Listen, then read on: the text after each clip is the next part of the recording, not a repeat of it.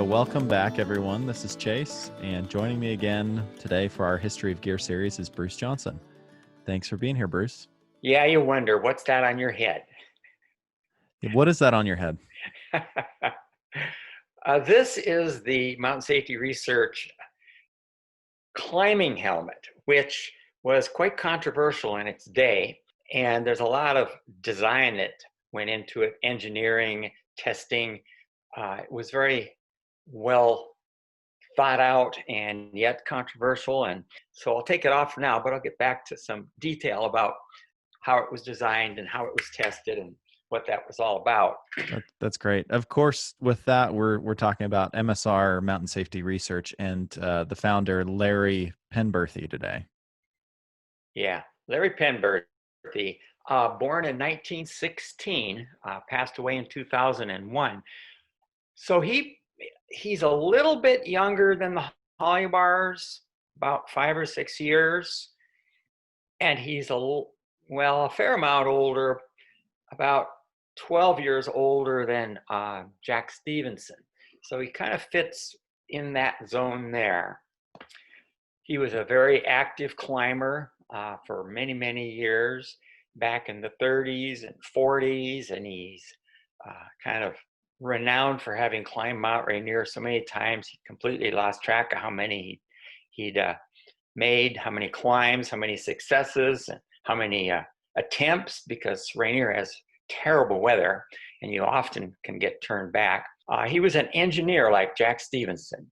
Not the same kind of engineer, but an engineer in a field that is a little hard to describe because it involves glass. Jack Stevenson was aerospace, but with Stevenson, he was a graduate in 1936 in engineering, but he wound up working during World War II in Rochester, New York for Eastman Kodak Company, designing special lenses and formulations of glass for bomb sites in World War II, which after the war led him into his own business, manufacturing all sorts of custom glass, eventually a special type of lead impregnated glass that was used extensively, maybe still is, in nuclear plants, nuclear things, which made him a fortune. And he was, you might say, independent because of that, which has a big part in the story of how he was able to get going with MSR. But we'll get into that. So right, I think you and I both thought it was important to bring him up now and start to talk about MSR and Larry, because he kind of fits into this narrative. Maybe he didn't have necessarily come off of the family tree of Jerry Holybar Frostline, but he kind of falls under that line, of Jack Stevenson. Like I guess he wasn't necessarily influenced by him, but they're kind of kindred spirits in a way. And so it seemed natural after our warm light Jack Stevenson conversation to talk about Larry. yeah, I'd also add that in the history of gear, you had this real locus of new gear, creative new gear coming out of Colorado.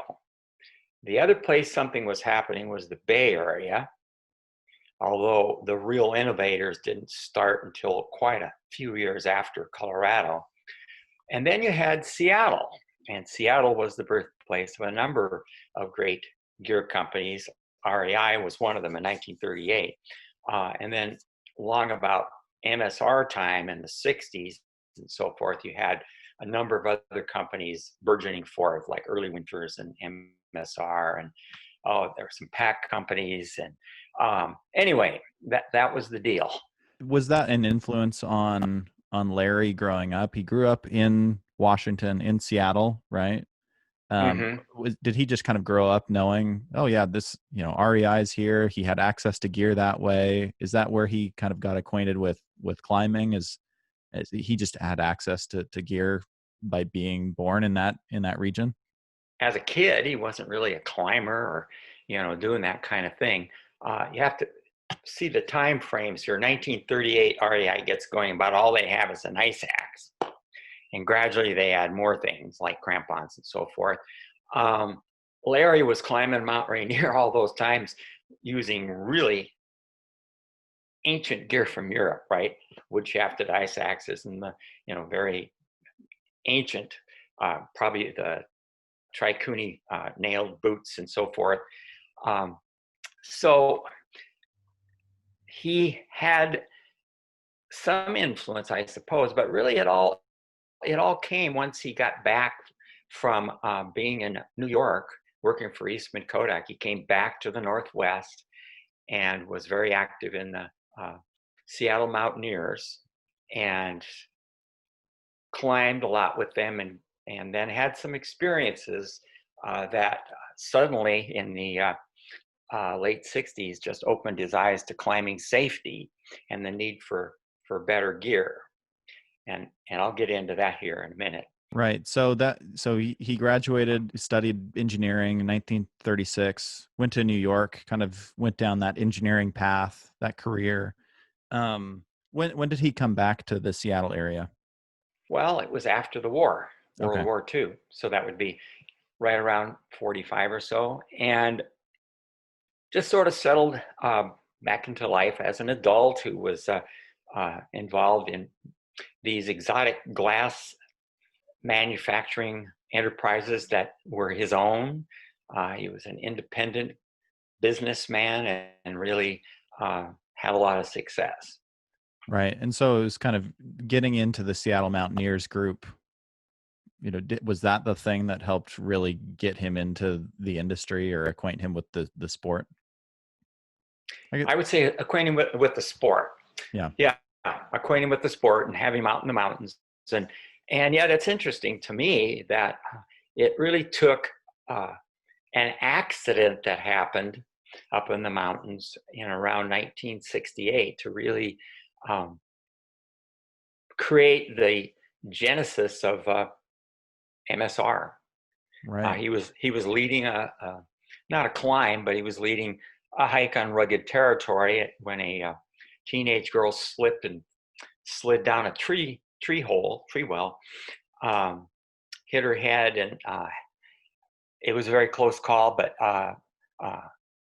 they were able to rescue her and get her to safety. And then he started taking climbing courses, and one thing led to another, where the mountaineers knew he was an engineer and had various testing facilities. And they said, we've had some troublesome things where on some climbing courses, some ropes broke where they shouldn't have broken. And could you test them? So Larry took them and tested them. And there's a fun little piece in my book where it's more of a quote where it's like, test the rope. Oh my God, it broke so easily. Well, let's test some more pieces of it. Oh, now the carabiner broke. What's going on here? And that led him to just an avalanche of testing of climbing gears that he was doing as a volunteer for mountaineers for their equipment committee, equipment and safety committee. There's a list like a mile long of all kinds of stuff related to the sport of climbing, not just ropes, that he was testing, and carabiners from all kinds of manufacturers and pitons, and discovering again and again weaknesses and big differences in carabiners that failed terribly, dangerously, and ones that were better. And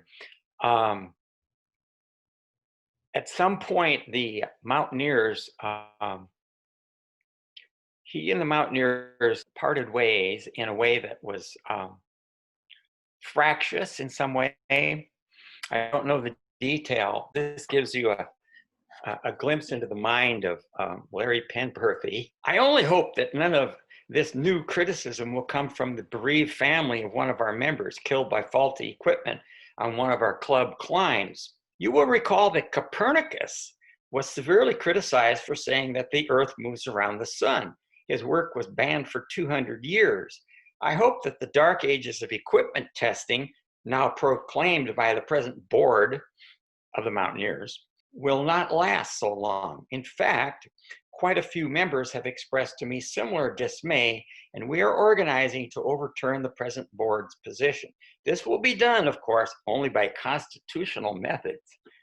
And then this kind of strength, this kind of willingness to take on large, powerful entities was clearly a hallmark of Larry Penberthy. He was independent because he had these very successful businesses on the outside, not related to climbing.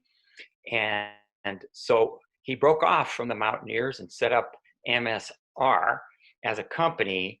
I think it was either late 68 or 69, and just carried on the work, funding it himself. After a while, it became pretty clear that it was kind of expensive. Plus, he was getting all kinds of great creative ideas for gear that he wanted to make himself. So because he already had skilled engineers and product people working in his glass factory, he was able to pull a lot of those people in and manufacture stuff and sell stuff to help finance what he was doing. But I want to make it very clear, he was always heavily motivated by safety and getting safe stuff out, not by making any profit. That was not a consideration. Right. That makes the name make all the more sense in the world, mountain safety research. And it just really embodies him, and it seems like his values, right? It's research, being that engineer, Mm-hmm. and the importance of testing, and then safety, kind of that pure, just wanting to make sure that people are safe out in the wild, and not necessarily looking for profit. So kind of gives a new lens to the name of the company. Yeah, very much so. So this helmet, for instance, if you actually had a climbing accident, you got hit in the head with a rock or something, he wanted you. He was very strong, saying, if you have anything with the helmet, I want it back because I want to examine it and figure out what happened and how I can improve it. And might as well tell you a little bit about the helmet. He had to research materials. Is it going to be made of fiberglass or something else? He settled on a polycarbonate. The testing involved taking a shot put from a certain height and dropping it on the helmet. Bam! Like a huge rock impact, and then measuring the forces exerted on, you might say, a neck, how it would be transmitted, and also a plumb bob with a sharp point, like something really sharp coming down and trying to get through the helmet. So there's these tiny little things in here. I don't know whether a person can see those, but the little metal things. Yeah. That's a certain type of wire that was specifically shaped, designed, type of metal, thickness of metal to deform, to absorb shock. So if you had a hard fall, actually, the helmet was now done for. You really did need to turn it in to get a new one. But the helmet wasn't the first thing. The first thing he worked on was ice axes and ropes. Yeah. So the company started in 1968, 1969. They open a store right across from REI, which is interesting. In Seattle, it sounds like. Did they launch with ice axes? So they opened the store. Did they? What were the products like at that time? Did they just have ice axes that they were selling out of the store? What were the products in the store? Well, by the time they opened their store, they had several products. Yeah. So they had the ice axes, they had the stoves, and some other products like, where are we here? Snow flukes. People probably don't know what that is. Yeah. What's a snow fluke? That is, so in the Northwest, a lot of times you have this wet, sloppy snow, or feet worth of snow that isn't hard, that doesn't hold worth a darn. It's very difficult to anchor and be safe when climbing.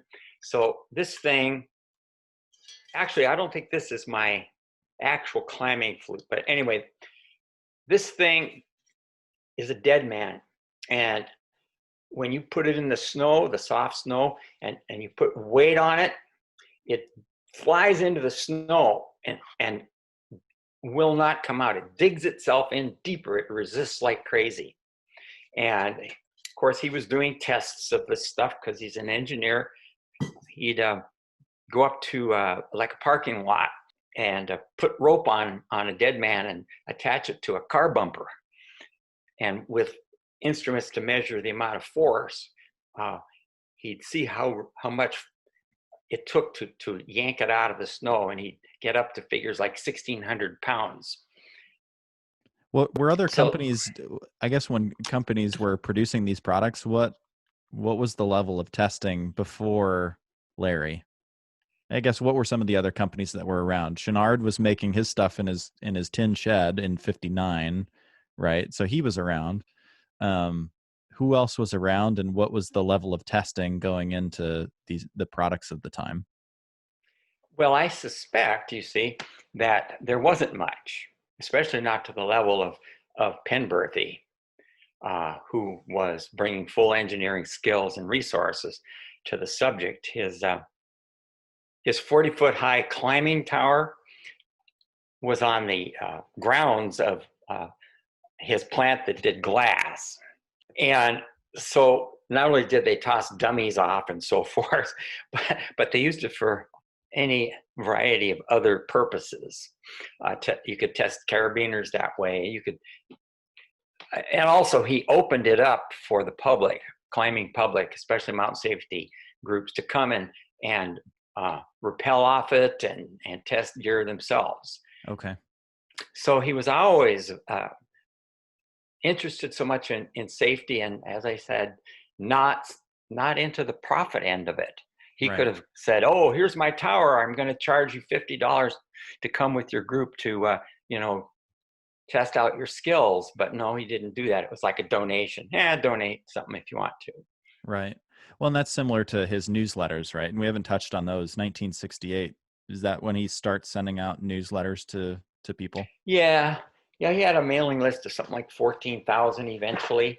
Yeah, Uh, the one that I saw on your website, you've got a scan of it. He has some. It's a newsletter that has like knots, and it teaches you how to tie knots. And he says, if you can, give however much, 50 cents or something, if you want, and if not, enjoy learning about these knots, which I thought was exactly. really interesting. Exactly. I think the line said something about donate 50 cents up to $5 or not. Yeah, yeah. And that was, and you talked a little bit about this. It was very kind of similar to Jack Stevenson in that, like, very detailed newsletters, very analytical, very engineering minded. Yeah. And like Jerry Cunningham's booklets, he had a real thing about educating people. Here's my new ice axe design. Here's all these engineering drawings, and here's all this data about why you should want to use this and how you understand how ice axes can save your life if you fall, right? Right. Yeah, which, I mean, with a sport like that, you there has to be education, right? And the brands have to do the educating, because it's a daunting activity, and your life depends on it. And so I feel like it's interesting to see that he was the one who's really pushing. I mean, we're making the products. I don't know if he thought this way, but by me making the products, I also have to ensure that the people using them know what they're doing, and have some level of education when they're using it. I don't know if you felt that as a responsibility. Did you see or feel Well, that that was his responsibility to educate? it really shook him up when he was a trip leader and that girl almost died. Yeah. It wasn't his fault really, but really led him to take it really seriously. He'd been climbing for something like 30 years at that point without a mishap, but it really shook him up. And then on a mountaineer's climb where somebody got killed due to what he felt pretty clearly was faulty equipment. He wasn't involved in that one, but it all caused him to really make a turn in his life. He wasn't going to just be out there climbing the mountain all the time. He was going to start a company about safety, and that's what he did. Right. Well, can we dive into some of the products, the ice axe? I know we touched on that, how that was the first. Well, there were two, right? The Thunderbird and the Eagle. Is that right? Yeah. So the Thunderbird has a certain design of the ads and the pick here, and it's all related to studies and theories he had about balancing out things like chopping steps. The old-fashioned axes, oftentimes you'd be chopping steps and all the stuff would fly in your face. And with his design, they'd go off to the side. And then there was the issue of self-arrest, stopping power, and you try to balance those things out. He was also always into safety, right? So why is this thing orange? International orange, safety orange. He was so into orange, the building that made the gear was painted orange. So, and then this is the Eagle. You can see it's pretty different, especially on this end. It's got the serrations, and there's reasons for that, right? And you can read the newsletters and he'll tell you all about it. Now, his orange axe in particular just really upset the traditional climbers who loved their gorgeous wood-shafted ice axes from Europe. One of the guys I talked to said that Chenard was just horrified. He called this thing an orange metal monster. And Penberthy didn't care. He was about function, not about beauty. The orange is actually a paint that they put on the streets, a very durable paint that was for painting streets. From your perspective, the climbing community or the other brands were upset just purely based off of how his products looked? Or was there some innovation that they were questioning? Oh yeah, and some prominent people questioned the positive pick angle, and over time there were modifications to the original design. The Sumner ice axe. This was a guy that Penberthy knew in the Seattle area. Over time, what really stuck wasn't so much the design of the head, but it was oh my God, these wood shafts just are dangerous. And so now you don't find any wood shafted ice axes, except on the handles of the REI stores. Right. So you feel like that's one of the major innovations is, he helped move forward, just a safer product, a safer ice axe. And then there's, some of the innovations of the design itself, but overall ushering in a safer product. Yeah, he was the first to just say, hey, I question this ice axe, the wooden shafted ice axe from Europe that everybody uses. He was the first guy brave enough to just say that and to test, to say, I have tests. And there are some very detailed tests in those newsletters, different ice axes from different brands and different types of wood in the shaft, and describing how many pounds it took and what type of a fracture resulted. And, that was him. And so probably had a similar experience with other products. The helmet, of course, climbing ropes, stoves. Do you mind touching on some of those products? What were some of the major changes that he brought about in those products? The stove story is an interesting one, and it's again tied into safety. First, the stove. So he was driving with some friends up to Mount St. Helens before it blew up. And they had this great discussion on the way up about what would be the ultimate mountaineering stove. Now, we're not talking about a stove for use on a boat or a stove for use on a family camping trip. We're talking a mountaineering stove. High altitude, expeditions, winter camping. What do we need? What's the ultimate?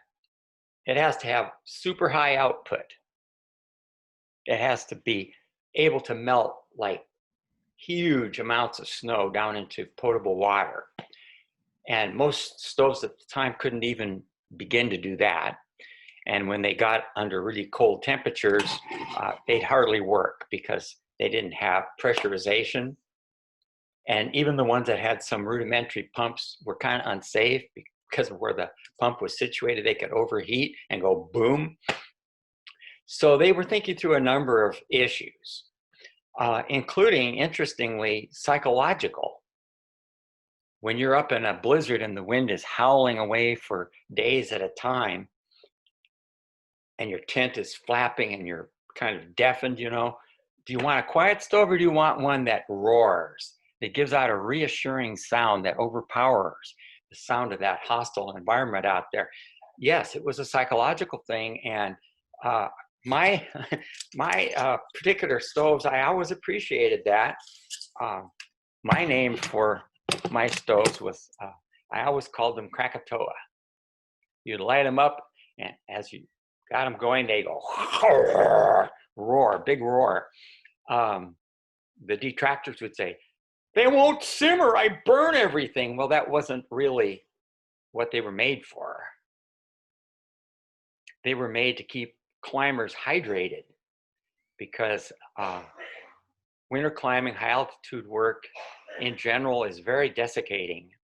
And he'd done a lot of studies about acute mountain sickness and was convinced that dehydration was one of the factors that really led to that, which then led to losses of judgment, which then led to either hypothermia or accidents. So the stove has a lot of features that are designed in. It has a striker here. You don't need matches to fumble with when it's windy and your hands are frozen. It's detachable. You can carry large fuel bottles, small fuel bottles, multiple fuel bottles. This model came along a little later, the multi-fuel burner, which will burn anything in the world. You can travel with this stove anywhere in the world, and if you have to burn Stoddard fuel or jet fuel or kerosene, it'll burn anything, which of course no other stove in the world was doing. So that's where he came from on that. And he wasn't the person who put some of these type of designs into the actual product. He had a team of people. The company started in 1969. It starts in 1969. Did it really take off in the beginning? What was the response from the climbers, from the consumers? It sounds like, you know, obviously they're still around today. There had to have been some success, and those products had to have taken. And eventually he started to build out a team. You know, what was the response in the beginning, and how did it grow? During the late 60s, there were a lot of rebels running around, right? Jack Stevenson was one of them.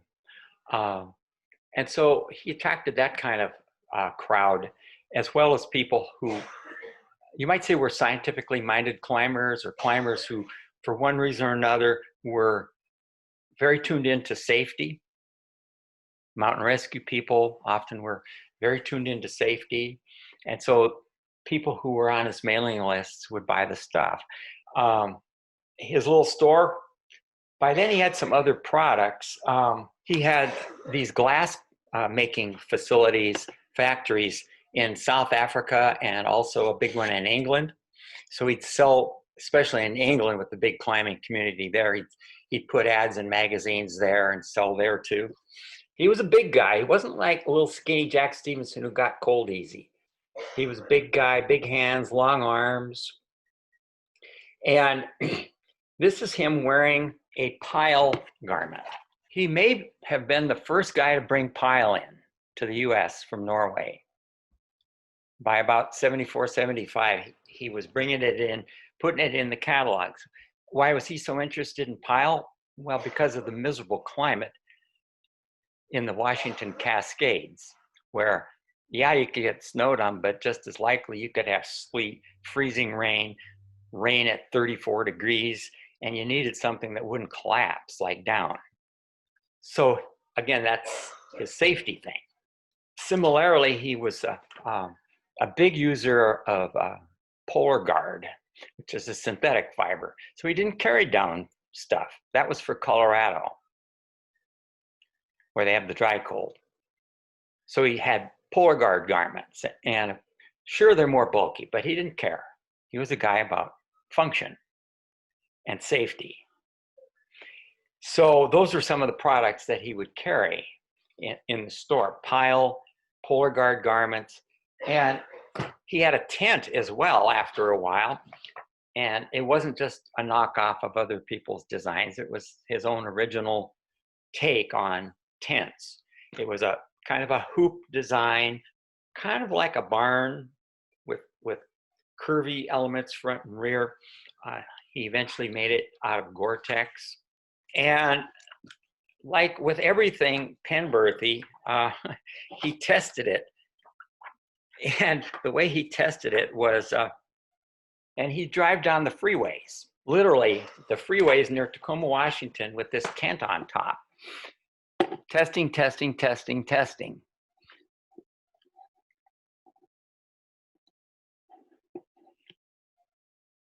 Now the tent, I have never been able to lay my hands on an actual one of the MSR tents. I don't know what happened to all of them, but I've had a few people send me pictures. It seemed like a well thought out design and not too heavy. Again, an example of just how he was not afraid at all to rethink products from the ground up and then take care of, well, does anyone want them? Right. Yeah. Do you want to touch on climbing ropes at all? I think you might have a little bit. What are some of the major innovations he brought to ropes? Basically testing. Yeah, not a lot of testing happening before that, which is concerning. Serious testing. Yeah, that's one of the first charges he had from the mountaineers. They were like, huh, look at this rope here that we brought back from the climbing school. It broke under circumstances where it shouldn't have broken. It wasn't any big fall or anything. And so he researched ropes, and then more than researching ropes and taking other people's words for it, he tested the heck out of these ropes, different ropes, and formulated his own design, had it made, and sold it. There was always concern about climbing ropes. Even Roy Hollybar had concerns about climbing rope of his day. He had his own rope manufactured called Columbian, which he sold through Hollybar, but he didn't have the level of testing that Penberthy would subject things to. Right. Well, it's a complicated product, right? And were they making it here in the States? Did they find someone to be able to weave those ropes for them? How, where was a lot of manufacturing for the products, ice axes, ropes, stoves? Was a lot of that happening in the US at the time? Yeah. Well, those products you just mentioned basically came out of his factory. Right. His in own South factory. Seattle. Okay. Yeah. But things like the rope, no. Yeah. I don't know who he had doing that, but there were rope making companies in the US. And yeah, this was before anything was really getting outsourced to Asia. Right. Well, any other major innovations before we kind of get to, he sells the company and we can get into why? Any other major product innovations that we've left off? Let me look at my note here. Perhaps one of the first guys with pit zips. Yeah. for ventilation. Um, So they were also making apparel, and you mentioned some mhm. of that. What types of apparel products were they making? Things with no style, things that were functional. Right. Polar guard, parka, boring colors with a hood, polar guard pants, all baggy but super functional, stuff like that. Right. Right. And did that really take off, or were people, it didn't have the appeal just because it was purely functional? Yeah, the marketing department was gradually catching up with things. And then in 1981, it got sold to REI. Okay. Um, but yeah, there are a couple other things. Lithium batteries. So again, this is a safety thing. When you're climbing the big mountains, a lot of times you have to start way before dawn. You need flashlights that will function reliably. You don't have to change the batteries. They function well at very low temperatures, and they didn't have that kind of stuff. And then there were lithium batteries, and Penberthy was probably the first guy who brought those to climbing products. Um, and he didn't do it in a flashlight because what? Super cold conditions. You're going to hold a flashlight and have it exposed to the super cold. No, the batteries were in a little belt pack that clipped to your belt under your warm clothing, and then it went to a headlamp. Mm, yeah. All functional, all thought out from that standpoint. Right. Well, what motivated him? You mentioned in the 80s. Do you know what the day that he, or the date, that he sold? Well, it was 81. Okay. By then, there were a number of other people involved in the company. He still owned it, of course, but at some point, it seemed like it was just sort of winding down, and he was losing interest in it and going back to his basic business, right? The glass business. So Hmm. uh, it was sold to REI. I'm not very clear really what they did with it. When Penberthy passed away in 2001, it went straight to Cascade Designs, which interestingly uh, was owned by a group of three men, um, one of whom was John Burroughs. The other two were uh, LEA, two brothers, LEA, the last name. And John had graduated from the same school the same year as Penberthy. I don't know really whether they knew each other, but they certainly had some simpatico. And those guys, those three guys, invented the Thermarest air mattress. Right. Oh, okay. And there's early pictures of Penberthy out in the woods laying on his Thermarest air mattress. So you kind of imagine that when Penberthy passed away, um, the Thermarest guys said, we want that company. It's a local company, and we've been around Larry Penberthy and his stuff for years. And that's my imagination anyway. Right. Well, that's the interesting thing. A few of the companies that we've talked about have moved around the country and changed hands many times, and um, it's interesting that while MSR was sold twice, once to REI and then from REI to Cascade, it all stayed in the same region and really in the same city, which It is really interesting. did. Yeah. Yeah, it really did.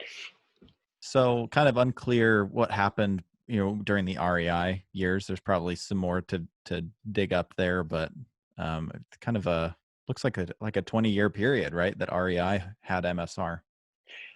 Well, interestingly, over the period of time from when MSR had the competitor across the street selling these radical new orange metal monsters, and REI was still selling the old-fashioned wood ones. Um, Eventually, REI was selling the metal shafted axes. Right. Do you happen to know when REI really started making their own products? I mean, for a long time, they're primarily, retail, selling other or wholesale. Recently they've really started making their own products. Is there anything that you can tie back to them purchasing MSR and using that as a way to build out their own product team? Is there anything to that? Do you happen to know? Um, the only thing I can tie in there is back in, I believe it was like the late 70s, early 80s, um, REI opened up its own manufacturing for down things. It was called VA, and FOSS actually stood for I, the names of some people. Um, I think the A was for Lloyd Anderson. The W might have been for Whitaker, who took over the management of the company. And then there were a couple other names. I've got them, but that's, to my knowledge, the first time they really started making stuff. Oh, interesting. And after that, yeah, it's a long story. And of course, now what you see is almost everything in the stores is from Asia. Right, right. Well, so Larry passed away in 2001. I guess towards the end of his life, I asked this question about kind of all the founders, and you didn't get the chance to meet him necessarily, but did you have any idea, what he thought of his legacy? I've asked this about everyone, right? Have you read anything about what he thought of kind of, did he accomplish what he set out to do? Yeah, that's kind of why he got out of it.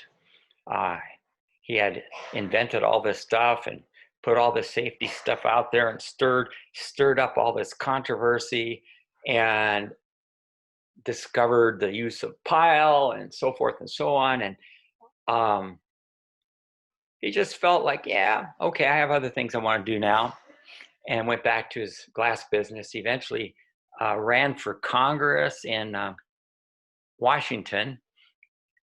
Um, he had a method to, he felt, make um, nuclear waste safe by vitrifying it and closing it in glass in some way that I don't really understand. But anyway, he didn't get elected, but people I talked to about his later life is he maintained his contacts with a lot of the people who'd developed his products, like the one guy in particular who basically designed the stove.